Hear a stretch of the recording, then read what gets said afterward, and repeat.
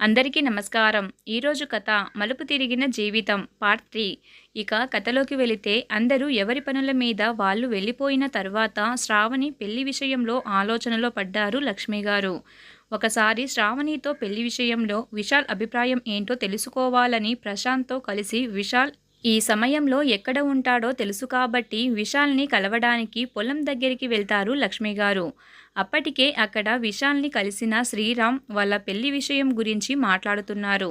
ఆ మాటలన్నీ ఆ చిన్న పొదరింటి నుంచి బయటకు వినబడుతున్నాయి. పూర్ణిమక్క అంటే లోకజ్ఞానం లేనిది, మరి నీకేమైందిరా ఇలా అంటున్నావు అంటాడు శ్రీరామ్ని విశాల్. విశాల్, శ్రావణి చిన్నపిల్ల, తనకి నాకు పెళ్ళి ఏంటి అసలు? నాకు తనపై అటువంటి అభిప్రాయం లేదు, ఇకపై కలగదు కూడా అని విశాల్ అంటాడు. శ్రీరామ్, అంటే నీకు శ్రావణి అంటే ఇష్టం లేదా అంటాడు విశాల్. తనంటే నాకు ఇష్టమే, కానీ అది పెళ్లి చేసుకునే ఇష్టం కాదు, ఒక బిడ్డకి తన తల్లి మీద ఉండే ఇష్టం. శ్రావణిలో నేను మా అమ్మని చూసుకుంటున్నాను అని అంటాడు.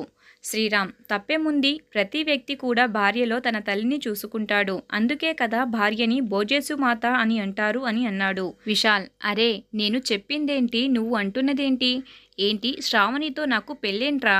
శ్రావణిని ఈ చేతులతో ఎత్తుకున్నాను, అక్షరాలు దిద్దించాను, మురిపంక పెంచాను, ఆడించాను. నాకు శ్రావణికి 10 సంవత్సరాలు వయసు తేడా కూడా ఉంది.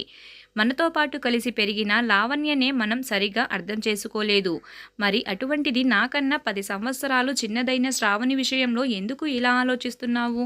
శ్రీరామ్, నీకు మా తాతగారి గురించి తెలుసు కదా, ఇప్పటికీ ఎంతో యాక్టివ్గా ఉంటారు. మా తాతగారు బామ్మ ఇద్దరు ఆది దంపతుల్లా ఒకరి కోసం ఒకరు అన్నట్టుగా ఉంటారు. ఇద్దరికి 10 సంవత్సరాల వయసు తేడా ఉంది. ఇద్దరు తమ 50వ పెళ్లి రోజుకు సిద్ధమయ్యారు.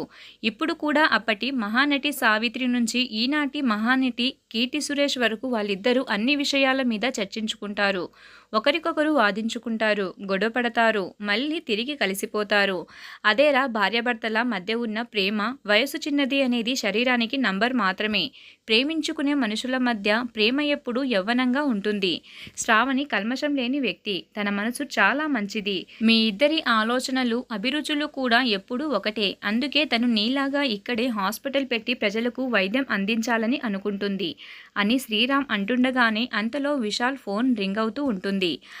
సరే వస్తున్నాను అంటూ శ్రీరామ్ దగ్గరకు వచ్చి, ఇంకెప్పుడు శ్రావణితో పెళ్లి టాపిక్ తీసుకురాకు, తను చిన్నపిల్ల, తన చదువు పూర్తి చేయాలనుకుంటుంది కదా, తన చదువు పూర్తయిన తర్వాత తనకు నచ్చిన మంచి వ్యక్తిని చూసి పెళ్లి చేస్తాను.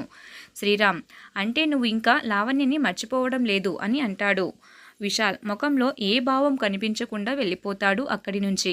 విశాల్ అభిప్రాయం తెలుసుకుందాం అనుకున్న లక్ష్మి గారు విశాల్ చెప్పిన మాటలు విన్న తర్వాత విశాల్ని ఇబ్బంది పెట్టడం ఇష్టం లేక మౌనంగా తిరిగి ఇంటికి వెళ్ళిపోతారు. శ్రావణి రూమ్లో భావ్య, నీకెందుకు మీ బావ అంటే అంత ఇష్టం అనగా, శ్రావణి, మా బావ గురించి చెప్పాలంటే ఈ ప్రపంచంలోనే అక్షరాలే దొరకట్లేదు నాకు. తనతో ఉండే ప్రతి క్షణం చాలా ఆనందంగా ఉంటుంది నాకు తనపై చిన్నప్పటి నుండి ఉండే అభిమానం ఎప్పుడు ఇష్టంగా ప్రేమగా మారిపోయిందో నాకే తెలియడం లేదు. తనే నాకు గురువు, ఇన్స్పిరేషన్, అన్నీ నాకు తనే. మా బావ ఒక వ్యక్తిగా, నాయకుడుగా, స్నేహితుడిగా అన్ని బంధాల్లోనూ మా బావ మిస్టర్ పర్ఫెక్ట్. అటువంటి వ్యక్తికి భార్యగా మారే అవకాశం వచ్చి భర్తగా తను నాకు పంచే ప్రేమని పొందాలని అనుకుంటున్నా. చాలా మంది అబ్బాయిలు 6 ప్యాక్ బాడీలతో వాళ్ళు మనుషులో లేదా రోబోలో తెలియకుండా ఉంటారు. అదే మా బావ చూడు, కష్టపడి పనిచేసిన శరీరంతో, ఆరోగ్యంగా, లుంగి కట్టిన, నైట్ ట్రాక్ చేసిన, ఫార్మల్ వేసిన, హుందాగా చురుకైన చూపులతో ఉంటాడు. నేను మా బావకి దూరమైన తన తల్లి ప్రేమను తిరిగి అందివ్వాలని అనుకుంటున్నాను. నాలో మా బావ చూసుకునే మా అత్తమ్మ ప్రతిరూపాన్ని తనకి శాశ్వతం చెయ్యాలనుకుంటున్నా. పూర్ణిమ ఒక భార్య తన భర్తని మొదటి బిడ్డ కింద చూసుకుంటది, అందుకే భార్యను భోజేసు మాత అని కూడా అంటారు అని తల నిమిరి వెళ్ళిపోతుంది. భావ్య, ఇప్పుడు నువ్వు ఎందుకు సిగ్గుపడుతున్నావు? ఏమీ లేదు అంది. మనసులో మాత్రం పూర్ణిమ డార్లింగ్ భోజేసు మాత అన్నది కదా, అందుకు. తర్వాత శ్రేయస్సు రంభ గుర్తుకొచ్చింది అనుకుంటుంది శ్రావణి. అబ్బో, మరి మీ అక్క లావణ్య తిరిగి వస్తే ఏం చేస్తావు? ఒకవేళ లావణ్య తిరిగి వస్తే అన్న ప్రశ్నకి తన దగ్గర సమాధానం లేదు. విశాల్, శ్రావణి మాటలు విన్న ప్రశాంత్ మాత్రం మా బావ దీన్ని మాత్రం చిన్నపిల్ల అనుకుంటున్నాడు. మా అక్క శ్రావణి మాత్రం మా బావకి చిన్నపిల్లల్ని ఇవ్వాలని అనుకుంటుంది. మా బావ పరిస్థితి ఏంటో అని అనుకుంటూ డైనింగ్ టేబుల్ దగ్గర ఉన్న వంటలు చూసి ఆ అనుకొని అంతలో విశాల్ ఫ్యామిలీ ప్యాక్ బిర్యానీ తీసుకురాగా శ్రావణి వావ్ బిర్యానీ అని యాడ్లో అన్నట్టుగా అంటుంది. నేను ఫ్రెష్ అయి వస్తానని తన రూమ్కి వెళ్తాడు విశాల్. విశాల్ ఫ్రెష్ అయి వచ్చేటప్పటికి అందరూ బయట గార్డెన్లో మూన్ లైట్ డిన్నర్కి ఏర్పాటు చేస్తారు. ఆ మూన్ నైట్లో చల్లగాలిలో వేడివేడి బిర్యానీ తింటూ కబుర్లు చెప్పుకుంటూ ఆ క్షణాన్ని ఆస్వాదిస్తూ ఉంటారు. హైదరాబాద్ మహానగరం. ఒక ఆఫీసు ముందు కార్లో నుంచి ఒక అందమైన అమ్మాయి బయటికి దిగింది. ముట్టుకుంటే మాసిపోయే అంత అందం. ఒకసారి చూస్తే మళ్ళీ మళ్ళీ చూడాలనిపించే అంత అందంగా ఉంది ఆ అమ్మాయి. అప్పటికే ఆఫీసులో అందరూ ఆమె కోసం ఎదురుచూస్తున్నారు. ఆమె కోసం ఎదురుచూస్తున్న క్లయింట్స్కి తన ప్రజెంటేషన్ ఇచ్చింది. అక్కడ అందరూ ఆ అమ్మాయిని బ్యూటీ విత్ బ్రెయిన్ అనుకున్నారు. ఆ అమ్మాయి ఆ రూమ్ నుంచి బయటకు వచ్చి తన కోసం ఎదురుచూస్తూ ఉన్న శివాని హగ్ చేసుకుని చిన్న స్మైల్ ఇచ్చింది. వావ్ లావణ్య, నీ ఇంటెలిజెన్స్ వలన మన కంపెనీకి ఈ ప్రాజెక్టు వచ్చింది. దీనిని మనం ఇచ్చిన టైంలోనే కంప్లీట్ చేయగలిగితే మన కంపెనీ ఖచ్చితంగా ఇంకా మంచి పొజిషన్కి వెళ్తుంది. ఈ సందర్భంగా నీకేం కావాలో తీసుకో. ఈవినింగ్ మనం షాపింగ్కి వెళ్ళి అటు నుంచి అటు పార్టీకి వెళ్దాం అని అంటాడు శివ. లావణ్య, నాకు ఈ పార్టీ షాపింగ్లు అవి ఏవీ వద్దు. నన్ను పెళ్లి చేసుకో. వాట్ అని షాక్తో శివ, ఏంటి పెళ్ళా? ఇప్పటికప్పుడు పెళ్ళి ఎందుకు? ఎలాగోలా మనమిద్దరం లివ్ ఇన్ రిలేషన్లో ఉన్నాం కదా. అయినా నీకు పెళ్ళి అనే బంధంపై నమ్మకం లేదు కదా.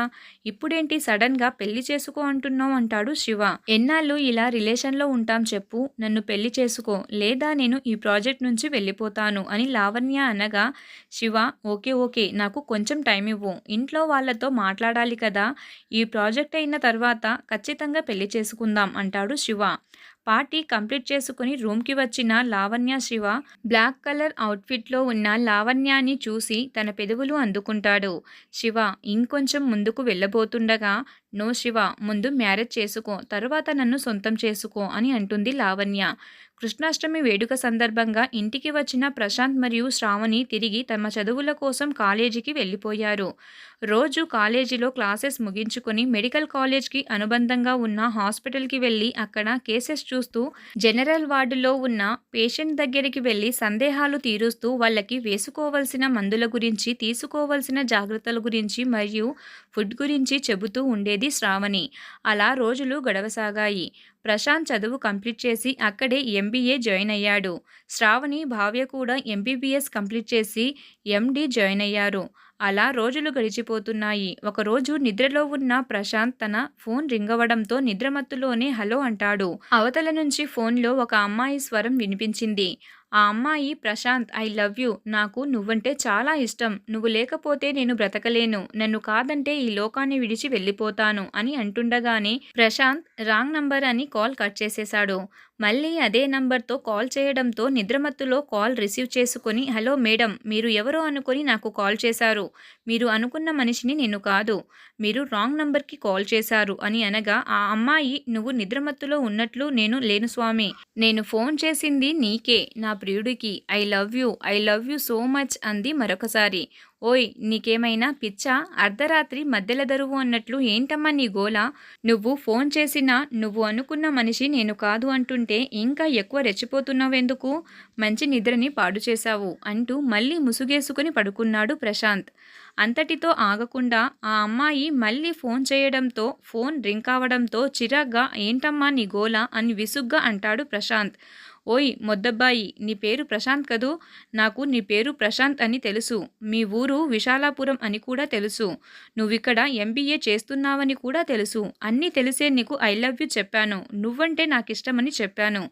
నేను పెళ్లి చేసుకోవడానికి రెడీగా ఉన్నాను. నన్ను నువ్వు పెళ్లి చేసుకోవడానికి రెడీగా ఉండు. బాయ్ స్వీట్ హార్ట్, పడుకో, గుడ్ నైట్, స్వీట్ డ్రీమ్స్, ఉమ్మా అని గట్టిగా ఒక ముద్దు ఇచ్చి కాల్ కట్ చేసింది ఐశ్వర్య.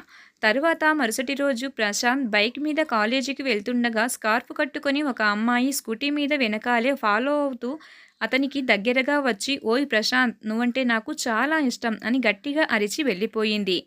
కాలేజ్ క్యాంపస్లో కాలేజ్లో ఉండే క్యాంటీన్లో కూర్చొని ఆలోచిస్తూ కాఫీ తాగుతున్న ప్రశాంత్ దగ్గరికి శ్రావణి వచ్చి, ప్రశాంత్ ఏంటి ఏదో తెగ ఆలోచిస్తున్నావు అని అడగగా, ఏంటి రమ్మని ఫోన్ చేశావు, ఈరోజు క్లాసెస్ లేవా, హాస్పిటల్కి వెళ్ళవా అని అడుగుతూ పక్కన ఉన్న అమ్మాయిని చూసి ఆగిపోతాడు ప్రశాంత్. అలా ఆగిపోయిన ప్రశాంత్ని తడుతూ, ఒరేయ్ ఆ నోరేంట్రా ఏనుగు పెండంతా తెలిసావు అని అంటుంది శ్రావణి. ఆ అమ్మాయి అంటూ తడబడుతూ, ఎవరు ఈ అమ్మాయి అని అడుగుతాడు ప్రశాంత్. తను ఐశ్వర్య, నా ఫ్రెండ్, ఇక్కడే నాతో పాటు చదువుకుంటుంది.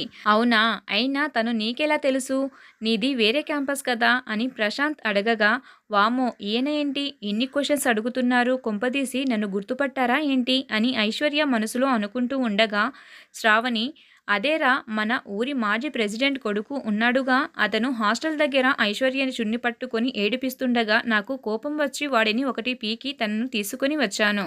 ప్రశాంత్, నువ్వసలు ఎప్పుడు కుదురుగా ఉండవేంటి, అన్ని రచ్చరచ్చ చేస్తావు, ఆ మాజీ ప్రెసిడెంట్కి మన బావ అంటే పడదు అని నీకు తెలుసు కదా, ఊర్లో ఏం చేయలేక ఇక్కడ గొడవ పెట్టుకుంటాడు అని అంటాడు ప్రశాంత్. సరే ఆ సంగతి తర్వాత చూద్దాం, కానీ నేను హాస్పిటల్కి వెళ్ళాలి, ఐశ్వర్యని కొంచెం చూసుకో అంటూ వెళ్ళిపోతుంది శ్రావణి. చూడండి మిస్, నా పేరు ఐశ్వర్య, మీరే కదా రాత్రి నన్ను ఫోన్లో ఏడిపించింది అని ప్రశాంత్ అనగా, ఏంటండి మీరు ఫాలో అంటున్నారు, ఫోన్లో రాత్రి మాట్లాడింది అంటున్నారు, అబ్బాయిలను ఫాలో చేసే అమ్మాయిలా కనబడుతున్నానా మీకు నేను, ఏదో మా శ్రావణి డార్లింగ్ చెప్పిందని మీతో మాట్లాడుతున్నాను కానీ అనగానే ప్రశాంత్ డార్లింగా అనుకుంటాడు మనసులో. శ్రావణి బయటకు వచ్చిన తర్వాత తనని చుట్టుముడతాడు ఆ ప్రెసిడెంట్ కొడుకు రానా గ్యాంగ్. ఏంటి దాని చున్ని లాగితే నీకు కోపం వచ్చింది, ఓహో నీ చున్ని తీయలేదనా, ఇప్పుడు తీస్తాను చూడు అంటూ శ్రావణి చున్నిని తీసి పక్కన పడేసి తనని ముద్దు పెట్టుకోవడానికి శ్రావణి దగ్గరికి వస్తుంటాడు. ముందుకు వస్తుండగా అక్కడికి ప్రశాంత్ వచ్చి అడ్డుపడి వారితో ఫైట్ చేస్తూ ఉంటాడు. ప్రశాంత్ ఫైటింగ్ చూసిన ఐశ్వర్య, బాబోయ్ వీడేంటి సైలెంట్ అనుకున్నాను కానీ పులొచ్చింది దాక్కో దాక్కో మేక సాంగ్లో ఉన్న హీరోలా వైలెంట్గా ఉన్నాడు అనుకుంటుంది. అంతలో ఒక రౌడీ వచ్చి ప్రశాంత్ తల మీద హాకీ స్టిక్తో కొట్టబోతుండగా తన చెయ్యి వచ్చి ఆపుతుంది. అతని చెయ్యిని పట్టుకున్న తీరు, అతని ముఖంలో క్రోధంతో కనిపిస్తున్న ఆ వ్యక్తి ఆ రౌడీ యొక్క ఎడమ చేతిని మెలి తిప్పుతుంటే అతను క్షణక్షణానికి మెలకులు తిరుగుతూ బాధతో అరుస్తూ ఉంటే ఐశ్వర్యకి గూస్ బంప్స్ వచ్చేస్తూ ఇంకా అక్కడ ఆగలేక ఒక విజిల్ వేసుకుని, ప్రశాంత్ డార్లింగే హీరో అనుకుంటే ఈయన నా డార్లింగ్కి మామలా ఉన్నాడు అనుకుంది. ఐశ్వర్య శ్రావణి దగ్గరికి వెళ్ళి ఎవరు ఈ హీరో అని అడిగితే తనే ఈ కథకి హీరో మా బావ అని చెప్పింది. ఐశ్వర్య ఇంకా అలా చూస్తూ ఉండగానే, ఓయ్ ఆ హీరోకి హీరోయిన్ నేనే శ్రావణిని అని అనగా, వదిన నాది ఆ హీరోకి సిస్టర్ క్యారెక్టర్ అని నవ్వింది ఐశ్వర్య. వదిన అనుకుంటూ సౌండింగ్ బావుంది కంటిన్యూ చెయ్యి అని తన బావని చూసుకుంటూ మురిసిపోయింది శ్రావణి. హైదరాబాదులో లావణ్య రెడీ అయ్యి ఆఫీస్కి వెళ్ళిపో, నాకు చిన్న పని ఉంది, నా ఫ్రెండ్ అన్విత లండన్ నుంచి వస్తుంది, ఎయిర్పోర్ట్కి వెళ్ళి తనని పికప్ చేసుకొని నేను ఆఫీస్కి వచ్చేస్తాను అని వెళ్ళిపోతాడు శివ. ఎవరు ఈ అశ్విని, నాకు ఎప్పుడు చెప్పలేదే, తను ఇప్పుడు ఎందుకు వస్తుంది అని ఆలోచిస్తూ ఆఫీసుకు బయలుదేరింది లావణ్య. ఆఫీసులో తన క్యాబిన్లో వర్క్ చేసుకుంటున్న లావణ్య దగ్గరికి శివ వచ్చి, అశ్విని నీకు చెప్పాను కదా లావణ్య అని తనే అని అశ్వినికి లావణ్యని పరిచయం చేశాడు. అల్ట్రా మోడర్న్గా ఉన్న అశ్విని నడుము మీద చెయ్యి వేసి ఉన్న శివాని చూస్తూ హాయ్ అని చెయ్యిచ్చింది లావణ్య. అశ్విని కూడా లావణ్యని పైనుంచి కింద వరకు ఒకసారి చూసి హాయ్ చెప్పి, శివ నాకు ఆఫీస్ నచ్చింది, ప్రాజెక్ట్ డీటెయిల్స్ ఒకసారి సెండ్ చేయి, నేను రూమ్కి వెళ్ళి రిలాక్స్ అవుతాను అంటూ శివాని హక్ చేసుకొని కిస్ చేసి వెళ్ళిపోయింది అశ్విని. అశ్విని వెళ్ళిపోయిన తర్వాత లావణ్య శివ దగ్గరకు వచ్చి, ఏంటి శివ తను ఆఫీస్ ప్రాజెక్ట్ అంటుంది అని అనగా, అశ్విని కూడా మనతో పాటు ఈ ప్రాజెక్టులో కలిసి వర్క్ చేస్తుంది, తన ఎక్స్పీరియన్స్ స్కిల్స్ కూడా ఈ ప్రాజెక్టుకు చాలా అవసరం అని అంటాడు శివ. తను నాకన్నా బెటరా అని మనసులో అనుకుంటూ ఉండిపోతుంది లావణ్య.